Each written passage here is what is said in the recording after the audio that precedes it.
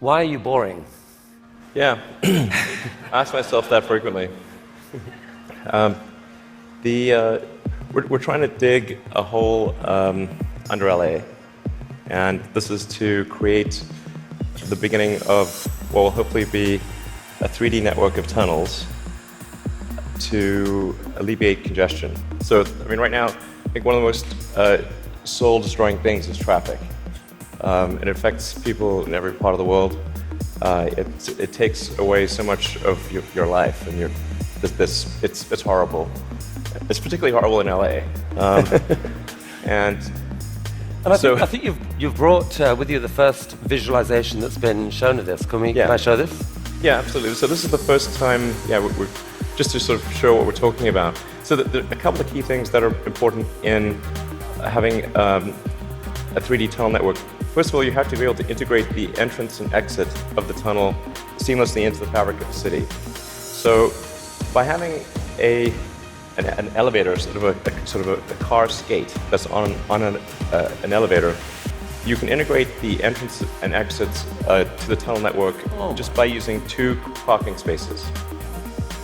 And then the car gets on a skate. There's no speed limit here, so we're designing this to be able to operate at 200 kilometers an hour, or about 200 kilometers an hour, or about 130 miles per hour. So you should be able to get from, say, Westwood to LAX in 6 minutes, 5-6 minutes.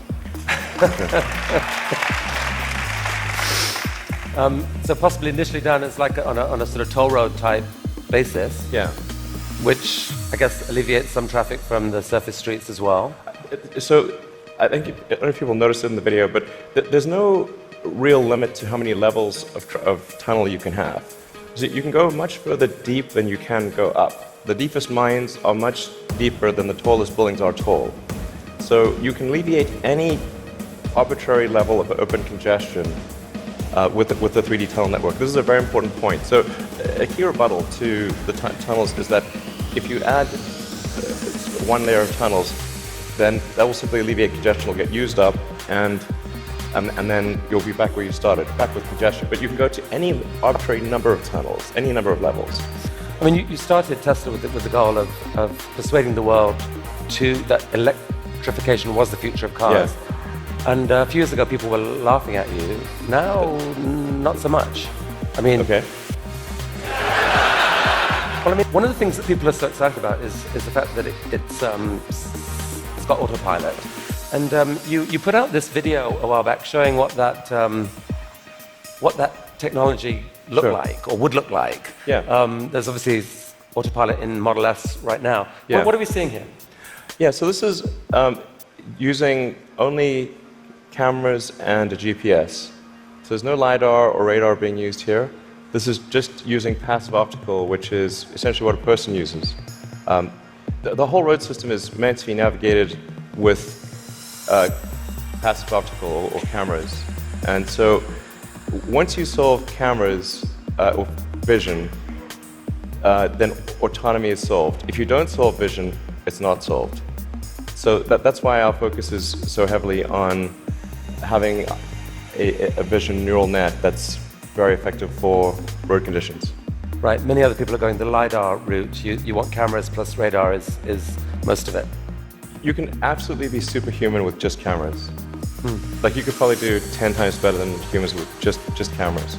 So the new cars being sold right now have eight cameras in them. That they can't yet do what that showed.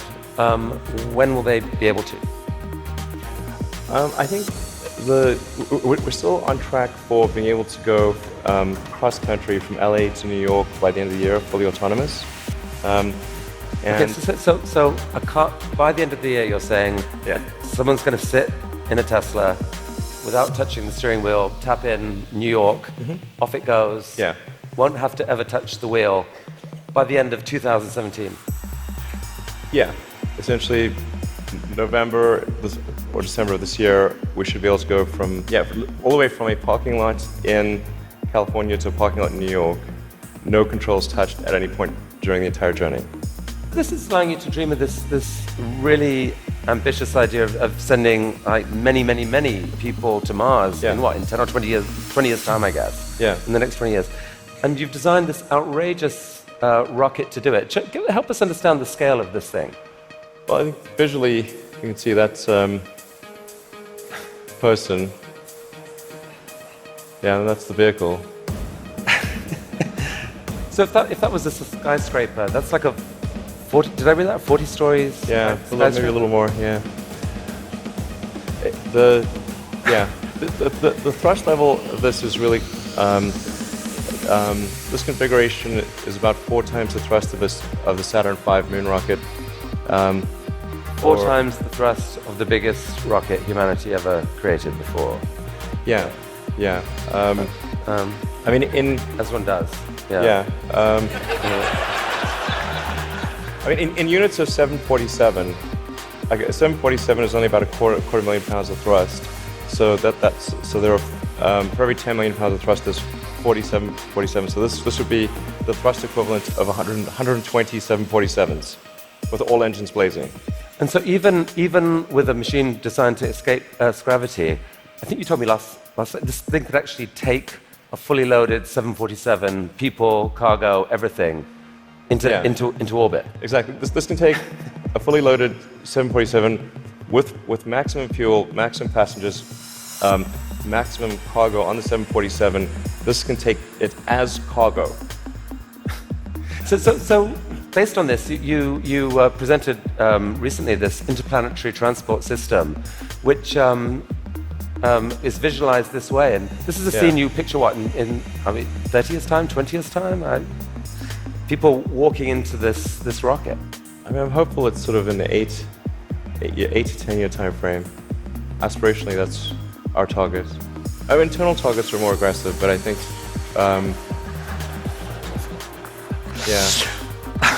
Okay. So this vehicle seems quite large, and is large by comparison with other rockets. I think the future spacecraft will make this look like a rowboat. I mean, this is the future spaceships will be truly enormous. Why, Elon? Because why do we need to build a city on Mars with 1 million people on it in your lifetime? Which I think is kind of what you've said you'd love to do. Yeah, I think it's important to have a future that is inspiring and appealing. I mean, I just think that there have to be reasons that you get up in the morning and you want to live. Like, why do you want to live? What's the point? What inspires you? What do you love about the future? And if we're not out there, if the future does not include being out there among the stars and being a multi-planet species, I find that it's incredibly depressing if that's not the future that we're going to have. And on Mars, it feels like what you're saying is, yeah, we need to save humanity and have a backup plan, but also we need to inspire humanity, and this is a way to inspire. I think the value of beauty and inspiration is very much underrated, no question. But I want to be clear. I'm not trying to be anyone's savior. That is not the. I'm just trying to think about the future and not be sad. Beautiful statement.